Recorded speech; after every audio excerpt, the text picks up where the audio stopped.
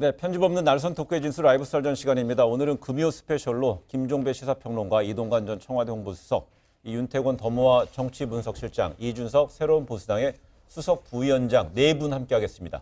어서 오십시오. 네, 라이브 설전 바로 시작하겠습니다.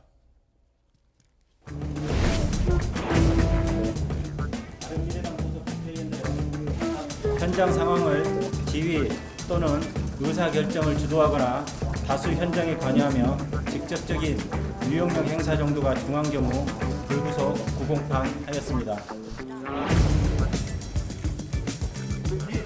저의 책임입니다. 검찰은 저의 목을 치십시오. 표로 이제 처벌을 받겠다라고 말씀하셨잖아요. 불법에 대한 저항은 무죄입니다. 그러니까 이 기소된 전 후보에 대해서 우리는 무죄 주장을 할 것이고 또 정의는 밝혀질 것입니다. 그걸 걱정하지 말라. 그것은 내가 책임지겠다. 라는 지도부 인원은 단 한 명도 없었습니다.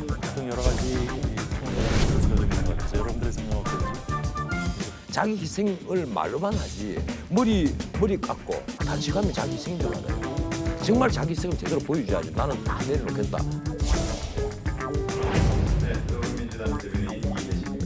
국회법을 지키기 위해 노력한 여당 의원까지 대거 기소한 것은 국회 선진화법 위반 폭력 사건의 본질을 흐리려는 의도로밖에 이해할 수 없습니다.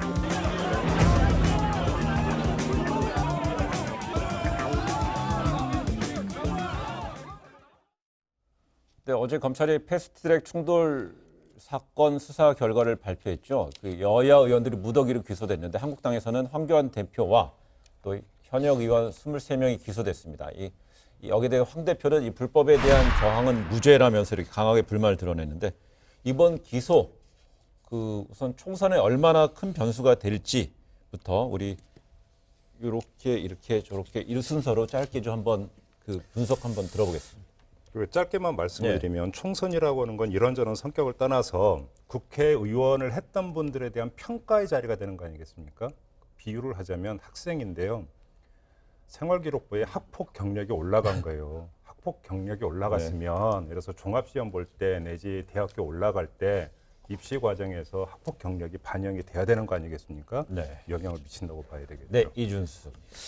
저는 뭐 큰 영향은 안 줄 거로 봅니다. 왜냐하면 우선 공천에 영향을 줘야 되는데 지금 여야 모두 지금 이것이 공천에 지금 요인으로서 반영되지 않을 것이 확실하거든요. 심지어 뭐 자유한국당 같은 경우는 가산 평가해 주겠다 이런 얘기했다가 지금 말하자면 비판을 받았는데 그러니까 이제 끝나고 나서 어떤 영향을 줄지는 모르겠어요. 그러나 저는 뭐 좀 앞서가는 얘기인지 모르지만은 법원에서 어떤 판결 내릴지 모르겠으나 저는 이게 무슨 뭐 정치자금법, 아주 심각한 불법 폭력, 뇌물수수 이런 중죄라기보다는 이제 규정은 돼 있지만 법안에 뭐 5년 이하 징역, 그다음에 1,000만 원 이하 벌금. 그러나 이건 사법자재 원칙을 적용해서 결국 당선 무효형이나 그런 데까지 가는 그런 중형을 내릴까에 대해서 지금 이 법조학 안에서도 의견이 엇갈리고 있더라고요. 그래서 일단 공천까지는 일단 갈 것이다 그냥. 그런 공천 이유가 문제네요. 네. 저는 이제 이동관 소장님은 조금 반대 의견인데요. 총선이 100일이나 남았지 않습니까? 총선 본선 가면은 이게 그렇게 중요한 이슈가 돼 있을 것 같지는 않아요. 시간도 상당히 지나고. 근데 경선 과정이라든지 앞으로 이제 뭐 보수 진영 내에서 뭐 통합이라든지 재편 과정에서는 이런 걸 가지고 상대의 약점으로 이 사람 하면은 선거 다시 해야 될지도 모른다. 그런 식의 내부 분란의 소지거리는 있을 것 같아요. 불안 심리. 내부 분란. 경쟁자에서요. 그렇죠. 예. 이 부위원장님. 저는 이런 느낌이 들더라고요. 저도 이제 후보랑 다른 후보들이랑 선거를 나가 보면은 전과 기록이 되게 민감해합니다, 사람들이. 그래가지고 어떤 분들은 또 근데 한 번 그 기록이 들어가게 되면은 또 크게 개의치 않는 분도 있어요. 뭐 집시법 5번 걸려도 뭐 그게 그거고 뭐 이렇게 생각하는 분이 있는데. 보수 진영 전반적으로 가진 정서라는 건 뭐냐면 이런 전과 기록이 굉장히 민감해집니다. 그렇기 때문에 저는 아까 이수성님 말한 것처럼 판례가 없는 법이기 때문에 어떤 판단이 나올지는 저도 약간 의구심이 들지만은 그래도 황교안 대표를 위시한 그 자유한국당의 지도자들이나 의원들 같은 경우에는 내심 부담 가는 상황 속에서 선거를 치르게 될 것이다 이런 생각을 합니다. 근데 황교안 대표 같은 경우는 총선 넘어 저 멀리 대선까지도 영향을 줄 것이라는 게 왜 거론되고 있을까요? 아니 그러니까 제가 어제 그 검찰 발표에서 개인적으로 제 의외였던 게 황교안 대표에 대한 기소였어요. 네. 지금 이제 표면적으로 여야 다 불만이 있고 하지만은 통상적으로 볼 때 의원들은 직접 뛴 사람들 아닙니까? 그러니까 이제 CCTV에 잡혀 있고 사진 네. 채팅이 다 돼 있고 나경원 원내대표는 직접 지휘, 감독, 지시를 한 것들이 또 명확히 드러나 있지 않습니까? 네. 근데 당 대표는 사실 총괄적 정치적 책임.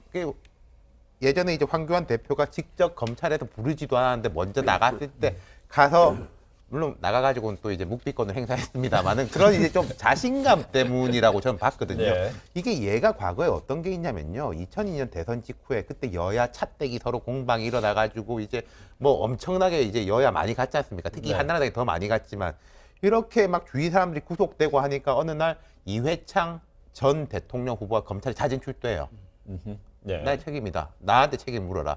근데 이 검찰에서 결국 처리를 하는 거는 이 돈을 주고 받고 한 사람들이 이회창 당시 후보한테 직접적으로 지시를 받았다는 진술을 한 바도 없고 네.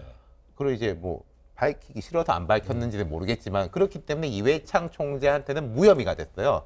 그런 관례로 볼 때 저는 황교안 대표도 정치적 책임이 있을지언정 이런 부분에 대해서는 조금 뭐 황교안 대표는 무혐의가 나오지 않을까 싶었는데 기소가 됐단 말이죠. 그것도 네. 약식 기소 이렇게도 아니고 네. 그리고 황교안 대표는 총선도 총선이지만 대선 내다보는 사람 아닙니까? 대선이란 것은 작은 핸디캡도 큰 건데 이건 되게 큰 혹이죠. 제가 처음에 아마 결국은 법원이 사법자재 원칙을 적용하지 않을까 하는 관측을 했던 건 바로 사실은 뭐 대선 후보라 그래서 또 봐주거나 그러진 않지만 그러나 이 사안이 과연 대통령 후보에 나설 만한 자격을 박탈할 정도 사안인가에 대해서는 사실은 그런 거를 다 무시하고 법리를 따지는 건 아니거든요.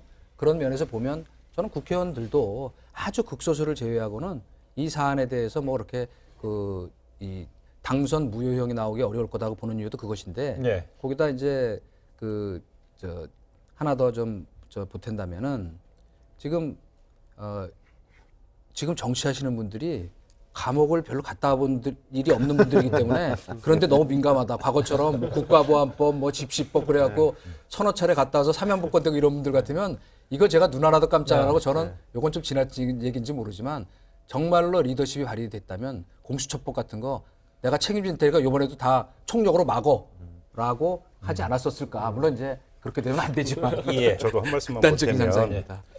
이번 기소가 황교안 대표의 대권 가도에 미치는 영향은 분석할 이유가 제고된 전혀 없다고 생각합니다. 왜 그러냐면 그 분석의 전제는 황교안 대표가 총선 관문을 무사히 통과해서 대권 가도에 올라섰다라고 하는 걸 전제로 하는 건데 과연 그럴 것인가? 일단 여기서부터 검증이 돼야 되는데 하나만 말씀을 드리면 황교안 대표가 의원총회에서 이번 총선은 150석이 목표고 이 목표가 달성되지 않으면 자기가 책임을 진다고 했어요. 그 말이 끝나기가 무섭게 엊그저께는 무슨 이야기냐면 후퇴를 했습니다. 150석이 목표인데 과반이 목표인데 그게 안 되더라도 원내 일당이 되는 게 목표라고 네. 갑자기 목표를 또 후진 기어를 넣었습니다. 네. 이렇게 자꾸 후진 기어를 넣고 있는 상황인데 본인 입으로 과연 총선을 무사히 통과할 수 있을까? 통과 못하면 대권 가도고 이거는 뭐 논할 이유도 없는 거 아닙니까? 아니 근데 저는 이제 그 방금 김종배 선생님 말씀하신 것에 굉장히 행간이 숨어 있다 보는 것이 일반적으로는 진영의 승리가 지도자의 승리로 귀결되는 경우가 있어요. 예, 그래가지고 150석 이상을 가져가면은 위대한 영도자 이렇게 돼가지고 대권주의 반열에 가는 경우도 있는데 북한은 아니니까. 그런데 이제 반대로 보면은 과거에 박근혜 대통령이 17대 총선 때 120석의 석의 개헌 저지선을 만들어낸 다음에 그 다음에 위대한 영도자로 이제 추앙받은 적이 있죠. 근데 이 상황에서 또 하나의 또 하나의 모델은 뭐냐면요. 반기를 들만한 세력을 모두 정리한 상태에서의 의석수는 몇 석이더라도 그 헤게모니를 잡는 방법이 있습니다. 네. 근데 지금 이제 저는 그래서 아까 우리가 잠깐 짚고 지나갔지만은 그 패스트트랙으로 인해 가지고 기소되고 만약에 뭐 어떤 처벌을 받는다고 했을 때는 공천에 반영하지 않겠다라는 말을 했을 때 처음엔 그게 사실 의원들은 상당한 안도감을 줬었어요. 근데 그것을 지도부가 걷어들인 것의 행간을 국회의원들이 어떻게 읽었냐면은 나중에 그것까지 책임져 주진 않으려나 보구나. 나중에 실제로 공천이 들어갔을 때는 이게 상당한 페널티로 작동할 수 있겠구나. 이 생각을 한 거거든요. 네. 저는 그렇기 때문에 그 나경원 원내대표가 천명하려고 했던 그 원칙이 철회된 것도 저는 사실 그 원칙을 보장해 줄 수 없는 현실적인 상황이 고려된 것이다. 왜냐하면 지금 상황에서 황교안 대표가 공천 학살에 가까운 수준으로 해야지 아까 말했던 정치적 목표를 달성할 수 있어요. 황사람으로 채우기. 근데 그러려면은 예를 들어 누굴 잘랐어요. 근데 이 모호하거든요. 이 사람이 패스트트랙 때 기소돼가지고 잘린 건지 아니면 이 사람이 지역 관리 못해서 잘린 건지 뭐 그 모호한 지점이 생길 수 있기 때문에 그 원칙을 철회한 것이다 이렇게 볼 수도 있습니다. 지금 이준석 그 위원장 중요한 말씀하셨는데 저 나경원 당시 원내대표가 이 패트 기소된 사람들한테 좀 그러니까 공천 때 가산점을 준다고 했어요. 처음에 황교안 대표는 거기에 그러니까 올소했다가 갑자기 문제가 되니까 내가 언제 그런 얘기했냐고 걷어들였어요. 다시 말해서 오락가락 행보를 보였어요. 근데 자 그러면 이걸 일단 환기를 해놓고 지금 기소된 사람들이 만약에 공천이 됐다고 치자고요. 그러니까 조금 전에 윤태곤 실장이 중요한 말씀하셨는데 그들이 어떻게 활용한 게 중요한 게 아니라 상대편에서 그걸 어떻게 파고들 것이냐가 사실은 정치 게임이거든요. 선거 게임인데 자 그러면 민주당이나 다른 정당이 자 그럼 당신 정확히 입장을 밝혀라. 그러면 이 사람들이 지금 공천됐는데 그러면 그 당신이 그때 오락가락했던 그 가산점 준해만 해가 어떻게 된 거냐라고 정책 공격을 하겠어요, 안 하겠어요? 저 같으면 하겠거든요. 그럼 황교안 대표는 뭐라고 대답을 할까요? 그거에 대해서 여기서부터 본인은 또 꼬인다는. 네, 이렇게 이제 패스트트랙 기소가 되는 상황이 이제 외부에서 이제 뭔가 힘이 작용하고 있는 것이고요. 또 내부적으로는 중진 의원들 세밋과 연초에 뭐 줄로 불출마 의사를 밝혔습니다. 그러다 보니까 당 지도부가 전원 이제 뒤로 후퇴하고 비대위를 꾸려야 된다는 주장까지도 간간히 나왔었지만 이게 좀 더 목소리를 더 키워가는 국면으로 전환이 된 게 아니냐는 진단이 나오고 있습니다. 우리 윤 실장. 그러니까 자 연말 연초에 김도읍 의원부터 시작해가지고 이제 여상규, 한성교 이 분들이 이제 불출마 선언을 했는데 일단 몇 가지 지적하고 싶은 게 이제 총선 국면이 본격적으로 시작됐다 이런 신호탄도 있는 거고요. 근데 뭔가가 좀 조율되지 못한 그런 느낌이 계속 있어요. 예를 들어서 저는 여상규, 한성교 두 분이 각자 이 판단을 했을 거예요. 패스트트랙 국면도 사실상 끝났고 신년 정초에 딱 과감히 던지는 모습을 보여주겠다. 혼자서는 그게 이제 합리적인 판단인데 두 사람이 같이 했고 그 두 사람의 메시지 방향이 정반대였었어요. 여상규 위원장은 이대로 안 된다. 뭐 다 물러나든지 수를 내야 된다고 한성교 위원은 우리 황교안 대표한테 힘을 실어 주십시오. 라고 하니까 한국당이 뭔가 계속 정리가 제대로 안 되는 모습을 보이고 있다. 물론 긍정적인 부분도 있습니다. 중진 의원들이. 그리고 이제 한성교 의원은 용인병인가요? 용인병은 한국당 강세 지역이었고 또 여상규 위원장은 PK 지역의 남해 사천 하동 또 강세 지역이니까 강세 지역의 중진 의원이 불출마 선언한다는 거는 긍정적 의미가 있는데 여전히 뭔가 정리가 제대로 안 되는 모습이에요. 네.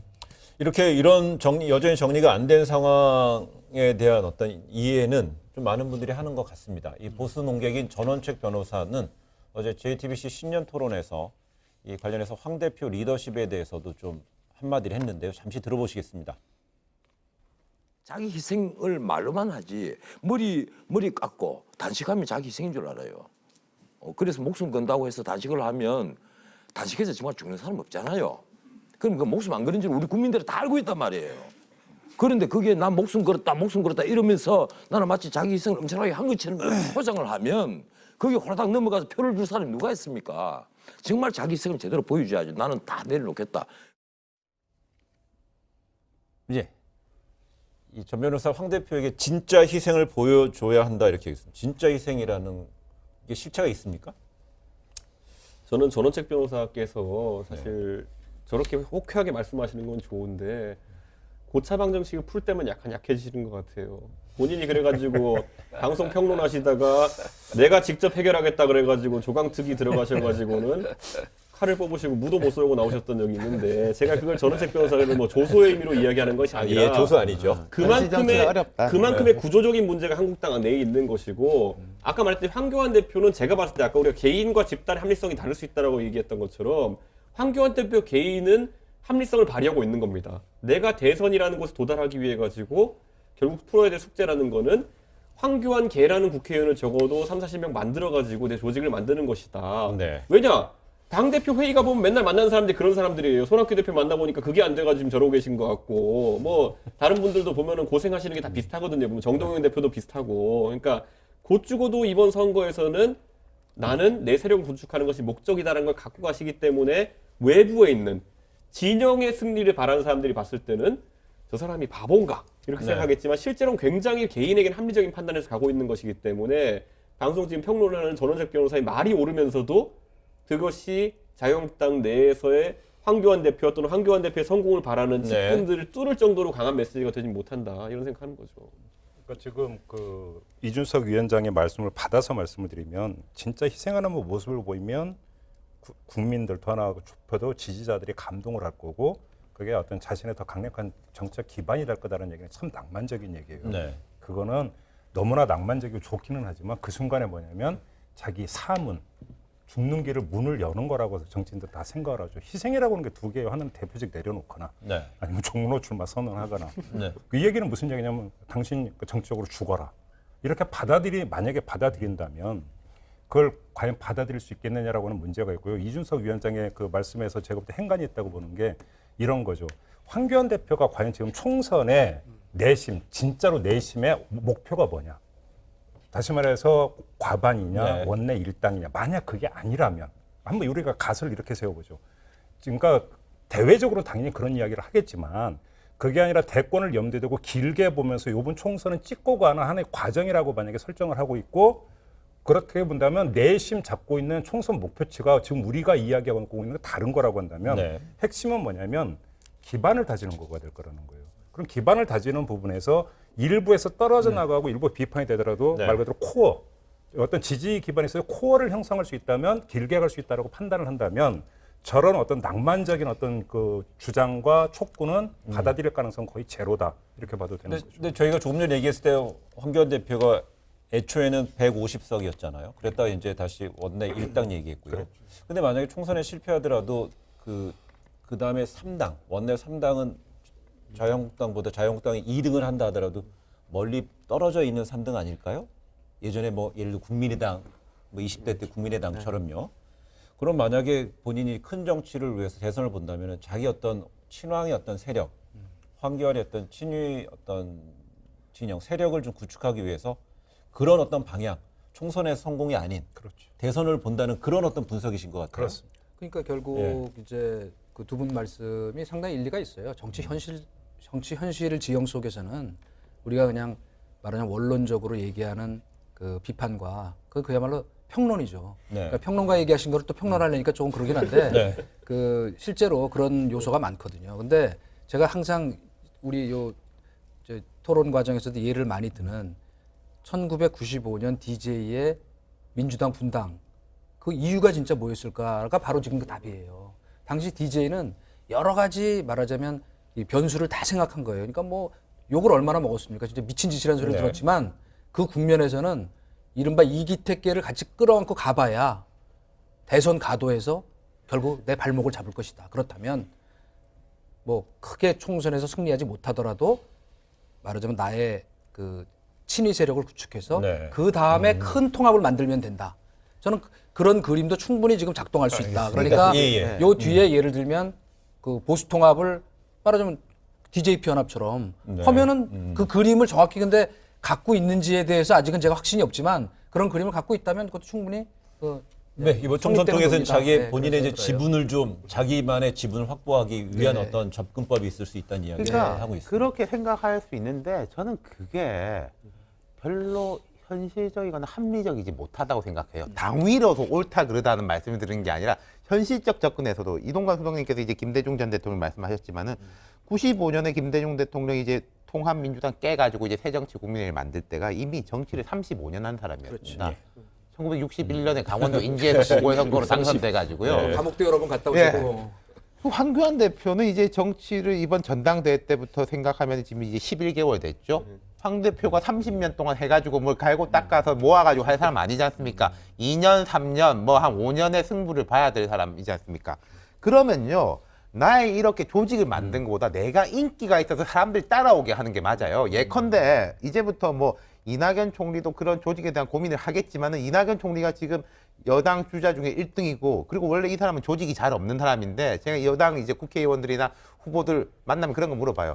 누가 지원 유세 왔으면 좋겠냐. 당신하고 친하고 안 친하고 따라서 모두가 100% 이낙연이었거든요. 네. 지역 막론하고 잘 나가니까 사람이 모이고 따라가는 거지. 이낙연 총리가 뭐 막걸리 좋아하시는 걸로 알려져 있습니다만 막 개판마다 사람 만나고 내 사람 공천 주고 그래가지고 올라온 게 아니거든요. 그러면 황교안 대표는 뭐가 합리적이겠냐는 거죠. 근데 저는 여기서 약간 승리 방정식이라고 우리가 할 만한 것들에서 저도 보수 진영의 선거를 옆에서 보다 보니까 120석 정도를 만들면 제 생각 황교안 대표는 둘 다 챙길 수가 있어요. 근데 120석을 만드는 방법론에서 원래 일반적으로는 영남 60석, 거기다가 비례 한 20석, 그 다음에 거기다 강원도랑 충청도 120석, 거기다가 수도권에서 한 2, 30석 얹어가지고 가는 게 보수의 방정식이에요. 근데 120석에서 이제 10씩 올릴 때마다 바로미터가 되는 사람들이 있습니다. 이게 120석에서 150석까지 가려 그러면은 이 사람까지도 됐다. 상대적으로 정두원이 하는 게 됐다. 있죠. 과거 같으면 이재호가 됐다. 그다음에 김용태가 됐다. 김성태가 됐다. 이런 선들이 있거든요. 근데 황교안 대표가 이 선들에 도전하는 것보다는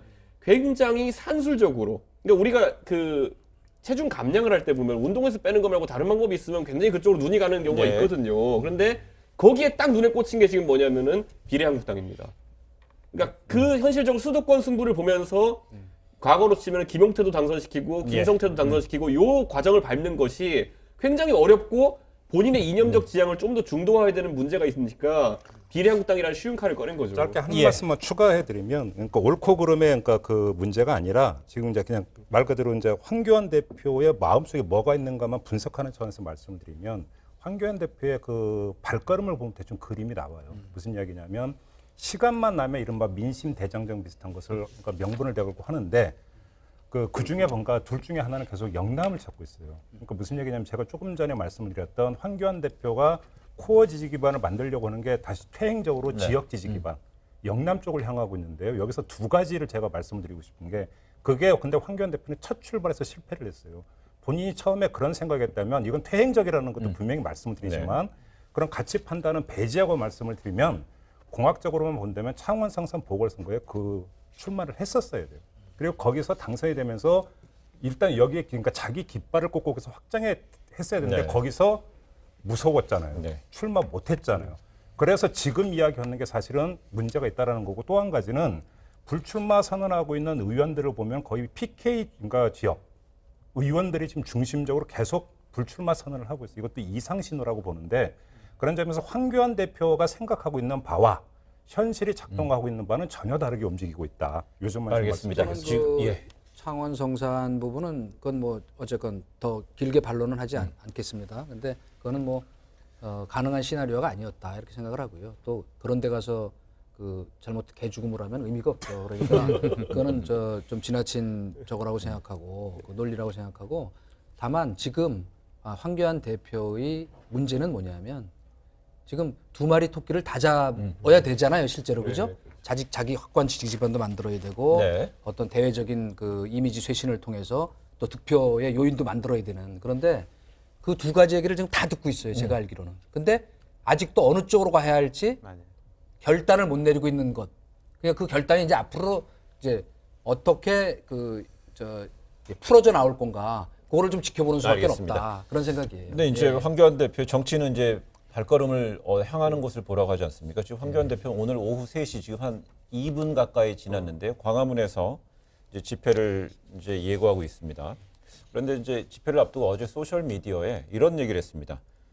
그 종교 집회 관련 구속 시도는 신중해야 된다. 이거는 이제 뭐 정광훈 뭐 대표회장에 대한 그 영장 신청에 대한 영상 청구에 대한 문제를 얘기하는 것 같고요.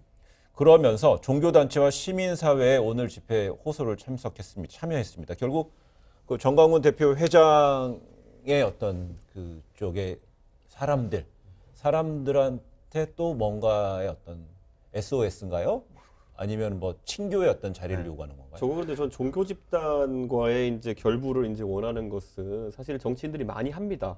근데 지역구 정치인들이 하면 굉장히 강력한 전술이 됩니다. 예를 들어 동네에서 가장 큰 교회의 교인이 한 3,4천 명 있는데 이들을 예를 들어 잘 포섭하면은 경선 때는 어마어마한 위력을 발휘합니다, 이 사람들이. 근데 정작 본선 가서는 그 표심이 크게 득이 안 되는 경우가 많거든요. 왜냐하면 지역구 하나에 20만 명 있는데 아무리 4천 명이 많다 해도 희석되면은 그 비율이 적기 때문이거든요. 근데 지금 황교안 대표가 계속 이제 노리는 건 뭐냐면은 서울이 인구 1,000만이라고 하고 수도권까지 2,000만이라 하면은 현실적으로 광화문까지 올 수 있는 그런 사람들 절대 숫자로는 종교 집단에 귀의하는 것이 맞겠지만은 지금 실제로 그것만으로는 선거를 치를 수가 없다는 것이 여러 징후가 나타나고 있는 상황 속에서 이거는 우리 공화당이 갖고 있는 고민하고 똑같은 거예요. 우리 공화당은 본인들이 시위로서 존재감을 발휘하기 위해서는 수도권 한 2천만 명 되는 사람 중에서 박근혜 대통령 탄핵에 대해서 굉장히 안타까워하는 사람 수만을 모으는 작전을 계속 쓰다 보니까 당 지지율이 정체 상태를 못 벗어나는 거거든요. 근데 그것을 지금 이미 한 20% 정도 이상의 고정 지지층을 갖고 있는 정당이 0.5% 더 먹자고 저렇게 작전하는 거는 사실 굉장히 희한한 상황입니다. 네. 예. 이런 거 있는 것 같아요. 지금 이제 한국당인데 한나라당 계열정당이 한나라당이 2004년에 사학법 반대 투쟁을 하면서 굳건한 기반을 만들었습니다. 사립학교하고 교회, 사찰을 그 사학법 반대 투쟁이라는 걸 묶어가지고 보수 진영의 기반을 만들었어요. 그게 옳냐 그러냐에 떠나서 이제 그 박근혜 전 대통령의 공이 정말로 컸었고 또 이명박 대통령이 될 때 그 개신교 신자들이 이명박 대통령한테 동질감을 느낀 게 꽤 있었어요. 부작용도 있었지만. 근데 이명박 대통령 뭐 개신교라고 흔히 말하면은 우리가 이미지화되는 게 강남의 대형 교회. 네. 말하자면 이제 뭐 조용기 목사, 김장한 목사 조금 보수적이지만은 그래도 수십만 이끌고 다니는 그런 목사님. 나아가서는 이제 운동권 출신인 임명진 목사 이런 분들이 그 대통령이라든지 당 주위에 있었는데요.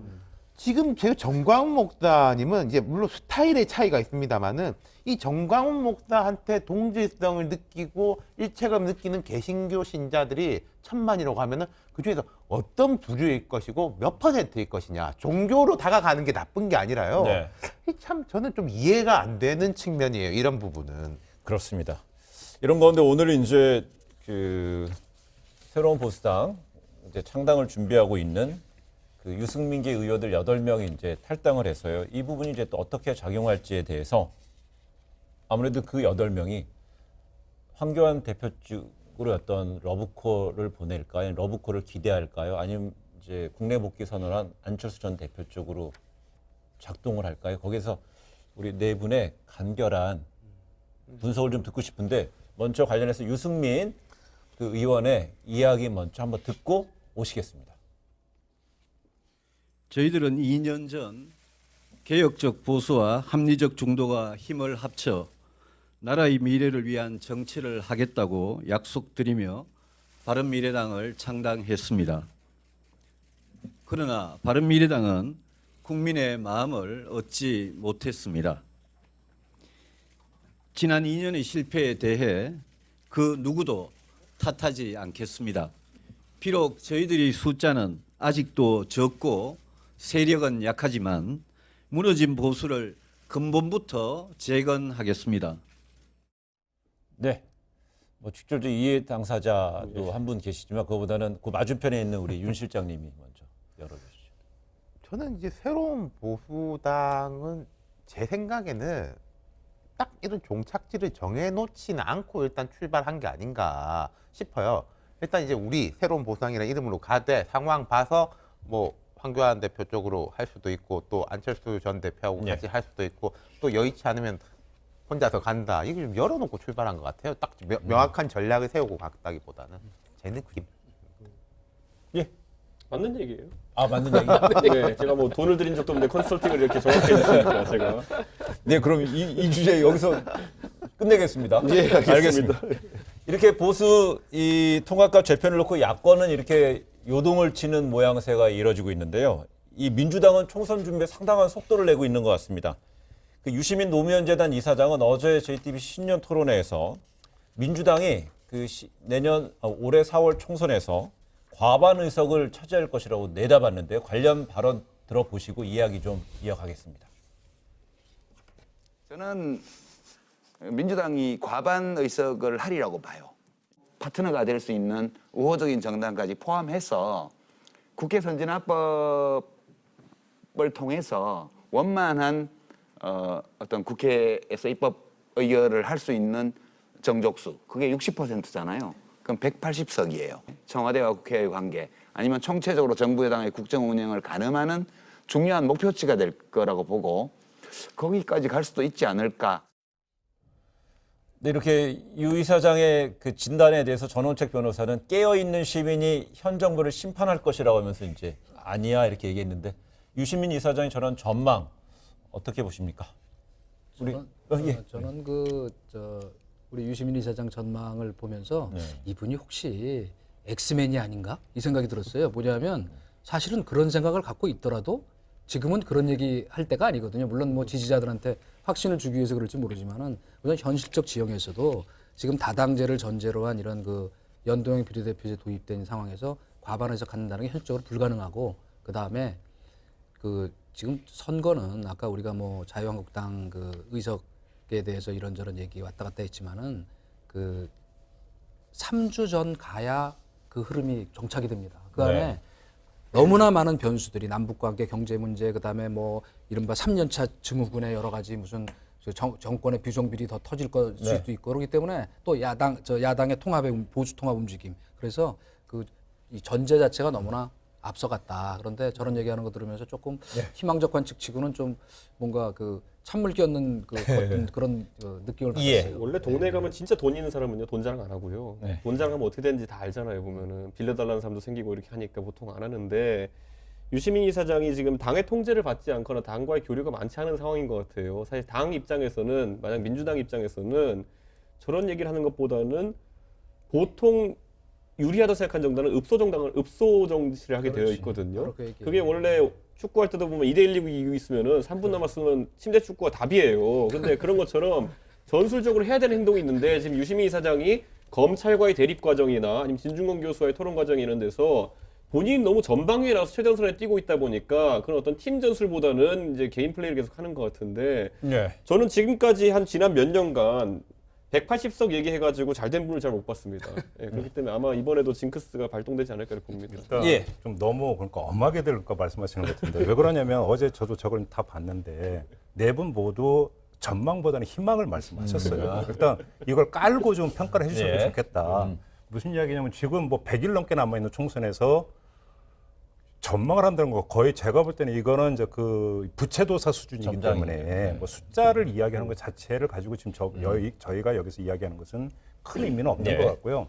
다만 어제 그럼에도 불구하고 저 신년 토론에서 이제 그 체크 포인트들은 쭉 제시를 하지 않았습니까? 그거는 사실은 귀담아 듣고 우리가 여기서 이야기를 해야 될 부분인데 유시민 이사장 같은 경우는 그러니까 문재인 대통령이라는 요인을 이제 강조를 했던 거고 맞은편에 있는 전원책 변호사 같은 경우는 보수의 부분에서 샤이 보수가 존재를 네. 한다라고 하는 점을 우리 또 강조를 했던 거고 과연 그게 맞느냐 이런 것들을 좀 봐야 되지 않을까 싶은 생각이 좀 드는데요. 저는 근데 그 유시민 이사장이 이야기했던 문재인이라고 하는 요인, 문재인이라는 요인이 다른 건 몰라도 그러니까 민주당 입장에서 원심력을 작동하는 것을 방지하는 어떤 기제로서는 분명히 작동을 할 네. 것이다. 그거는 중요한 요인이라고 저는 보고요. 네. 전원책 변호사가 이야기했던 샤이 보수 같은 경우는 있을 거예요. 얼마인지는 모르지만 있겠죠. 네. 왜냐하면 탄핵의 어떤 그 여판이 지금도 계속되고 있으니까. 근데 근데 전원책 변호사는 뭐를 증명을 했어야 되냐면 샤이 보수가 그 부끄러움을 딛고 투표장까지 오게 만드는 요인을 이야기를 했었어야 돼요. 예. 그건 두 가지거든요. 첫째는 이길 수 있다라는 확신이 있거나 아니면 더 이상 보수 정치 세력이 부끄럽지 않다라고 하는 자기 명분이 있거나 이 두 가지를 부여를 해야 돼요. 그런데 이길 수 있다라고 하는 승리의 확신을 주려면 그게 이제 약간 좀 너무 기계적으로 단순화해서 말씀을 드리면 통합이 돼야 돼요. 두 번째, 부끄럽지 않다라는 생각을 가지기 위해서는 혁신을 해야 돼요. 근데 통합의 전망이 너무 지금 없어요. 네. 왜냐하면 조금 전에 황교안 대표가 어떤 종교 집단 참여를 그러니까 호소한 부분을 이야기를 하는데 전광훈이라고 하는 요인은 어떤 자유한국당이나 보수 집단에 있어서 혁신을 갉아먹는 오히려 그 이미지를 계속 갉아먹는 요인인데 황교안 대표의 리더십이 얼마나 엉터리인가가 나와주는 게 바로 그거예요. 그러면서 그들과 연대를 촉구한다는 것은 우리가 혁신이 안 되고 있고 오히려 계속 구려요라고 하는 것들은 자기 고백이거든요. 네. 이런 상태에서는 샤이 보수가 투표장으로 나올 가능성은 없다. 이렇게 보는 거예요. 예. 아다르고 어다르다라고 보는 게 제발 보수가 샤이 보수 얘기를 안 했으면 좋겠는 게 샤이 보수는 정말 지금도 보수를 지지하는데 여론조사 전화 안 받고 왜 그런지 모르겠어요. 그들 주장에 따르면은 투표장에 안 나온다는 거잖아요. 그게 아니라 약간 어감 비슷한데 샤이 보수가 아니라 대한민국 대중이 스윙 보터가 많다고 이해를 해야 되는 상황인데 자꾸 샤이 보수라고 해버리니까 내재적으로 우리 지지층 많아. 그런데 표현은 안 할 뿐이야. 이런 식으로 되고 있거든요. 저는 진단부터가 틀리게 되면은 선거 전략 자체가 차질이 있을 수밖에 없고 샤이 보수라고 생각하니까 자꾸 정광훈 목사 같은 분들을 끌어들이는 겁니다. 제가 거기 잠깐만 예. 보태면 뭐 다른 분이 나중에 얘기하시고 저는 그래서 평소에 그거를 제가 가출 보수라고 얘기했거든요. 스윙 보터라는 게 뭐냐면 샤이 보수라는 표현은 저는 적절치 못하다고 보는 게 제가 보기엔 샤이 보수가 없어요. 네. 그런데 샤이보스라는 게 이제 투표할 때 안 나간다는 의미에서 자기 의사를 드러내지 않는다는 것이지만 저는 이미 광화문 집회나 이런 걸 통해서 보수적 견해를 가지고 지지할 네. 자유한국당을 사람들은 이미 의견 표출들을 한다. 다만 문제는 아까 얘기한 스윙보터. 저는 보수를 심정적으로 지지했다가 지금 떨어져 나간 그 네. 10 내지 15% 정도 되는 말하면 개혁적 중도 보수. 이거를 얘기를 자꾸 해야 되는데 지금 그거를 잡을 또 전략을 세워야 되고 그러니까 저희 샤이보스라는 개념 자체가 매우 낡은 개념이다. 이렇게 뭐 제가 개인적으로 예, 제가 예. 볼 때는 예. 그러니까 단어는 다른데 뜻은 그거예요. 그러니까 그렇겠죠. 떨어져 나왔던 어떤 중도적 내지 합리적 성향을 띠고 있는 그 보수. 근데 본질적으로는 보수 성향을 띠고 있는 사람. 전원책 변호사는 그 사람들을 샤이보스라고 부르는 거예요. 저희가 이제 정치권에서 샤이보스라는 얘기 나온 게 2016년도 미국 대선에서 네. 결국 예선을 깨고 트럼프 대통령이 당선이 되는데 거기서 실질적 큰 힘을 작용한 것이 샤이보스란 말이 거기서 나왔었잖아요. 그리고 우리나라로 치면요, 2010년 이동관 수석님 그때 청와대 계셨으니까 잘 아실 텐데 2010년 지방선거 때 한나라당이 그때 막 되게 이길 거로 봤는데 20% 지던 민주당 후보들 뭐 안희정, 이광재 이런 사람 막 당선되면서 그때 샤이 보수는 아니죠, 샤이 진보라는 이야기가 있었는데 지금 이제 김종배 선생께서 이제 포지티브하게 어떻게 한국당 이렇게 하면은 이끌어낼 거냐, 샤이 보수가 됐건 가출 보수가 됐건 말씀하셨는데 그거 말고 하나 더 있어요. 여당이 정말로 못하는 거. 예를 들어서 사람들은 이게 있거든요. 핑계가 있는 거예요. 네. 제가 겪어봤던 게 2004년 17대 총선 때 되게 앞서가려고 열린우리당이 앞서다가 많이 따라잡혀가지고 과반을 간 넘겼지 않습니까? 그때 이제 정동영 당의장의 이제 노인 폄하 발언. 네. 제가 생각했더니요. 핑계거리를 만들었던 거예요. 내가 이 한나라당이 좋아서가 아니라 이 노인 폄하 발언하는 게 미워가지고 심판하려고 투표하는 거다라고 핑계거리 만드는 거.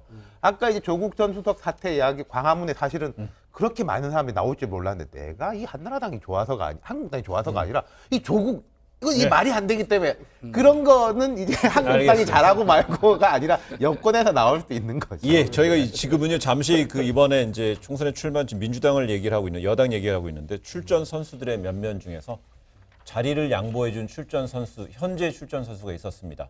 오늘 현직 장관을 겸하고 있는 의원들 4명 중에서 그 지금 화면에 나옵니다. 여성 의원 3명이 불출마 선언을 했는데요. 그 소감을 말하는데 세 분의 표정이 좀 달랐습니다. 그 보니까는요. 그 지금 박영선 의원 말고 지금 뭐 김현미 의원 울먹였고요. 또 유은혜 장관 겸 부총리도 울먹이고요. 뭐 박영선 의원은 담담해 보이거든요. 왜 그랬을까요? 처지의 차이죠. 처지입니까? 무슨 이야기냐면 그 박영선 장관 같은 경우는 이후 플랜이 있죠. 그러니까 무슨 얘기냐면 이제 장관직을 훌륭히 수행을 하고 그걸 기반으로 해서 이제 그 차기 어떤 지방선거에서 이제 서울시장에 도전하고자 하는 어떤 플랜이 있기 때문에 지역구를 떠나는 거에 대한 어떤 아쉬움은 있을지언정 그것이 슬프지는 않을 거란 말이죠. 근데 그러니까 나머지 그러니까 장관 같은 경우는 사실은 이후 플랜이 있다고 보기가 아직은 힘들죠. 그러니까 원래는 들어오기로 했던 사람들. 그러니까요. 네. 하여튼 그런 상황에서요. 저희가 이제 그러면서 이제 더불어민주당에서는 저분들이 다 이제 서울과 또 뭐 일산 뭐 이런 쪽이기 때문에 수도권의 알짜 지역이잖아요. 알짜 지역에 대해서 자리를 뭐 이렇게 비워주면은 거기에 또 막 언론에 언급되는 것이 뭐 대통령의 그 뭐 내놓기 싫어한다는 복심이라는 뭐 윤건영 국정상황실장이 어느 자리에 갈 것인가 뭐 이런 얘기도 나오고 있는데요. 그러다 보니까 거기에 비해서 이제 자유한국당에서는 뭐 텃밭이라 불리는 뭐 대구 경북 지역에서는 한 명도 사실상 불출마 선언을 안 하면서 이게 왜 어떻게 돌아가는 거냐 이런 비교하는 내용이 있었던 것 같습니다.